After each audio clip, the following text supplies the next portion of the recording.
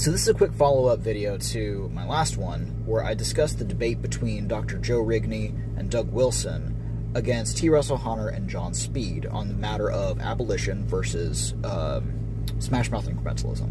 A lot of it boiled down to, is it acceptable in the sight of God for us to regulate that which he hates in order to eventually, with the expectation, I should say, of eventually abolishing it? My last video addressed their example of divorce. This one is addressing the idea that God was regulating murder by instituting the cities of refuge in light of the principle of the Avenger of Blood. So for context, in the Old Testament, each family had a designated Avenger of Blood. Now this was an individual who had the legal right to kill a person who killed their family member. So if you killed someone, the Avenger of Blood, whether that be their uncle, their sibling, their dad, whatever, he could come kill you. He had that legal right, and that was essentially how the death penalty was applied.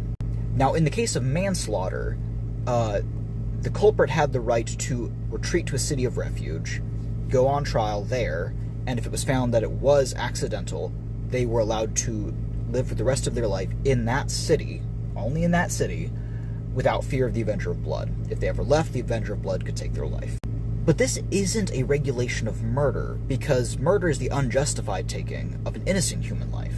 Someone who commits manslaughter isn't actually innocent. They actually have done something worthy of the death penalty, and the Avenger of Blood does actually have the just and legal right in the sight of God to take their life. It's not an act of murder. What this shows is that there are certain circumstances in which mercy is acceptable and appropriate, even though a worse penalty actually is rightly deserved. Killing someone is so serious that even if it's accidental, it does deserve the death penalty. But this actually highlights in contrast another principle, which is that it's inappropriate at times to show mercy. If it was found that a person had committed an actual act of murder, not just manslaughter, then they were still put to death. It would be times like these when God would actually condemn people for withholding the justice that he had prescribed.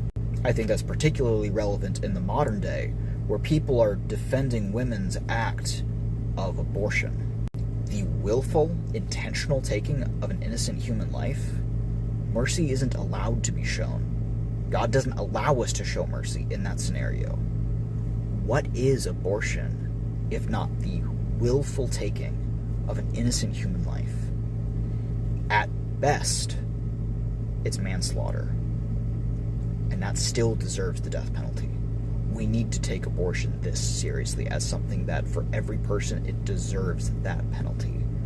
And it is only God's mercy by which someone may be redeemed and saved from this grotesque evil.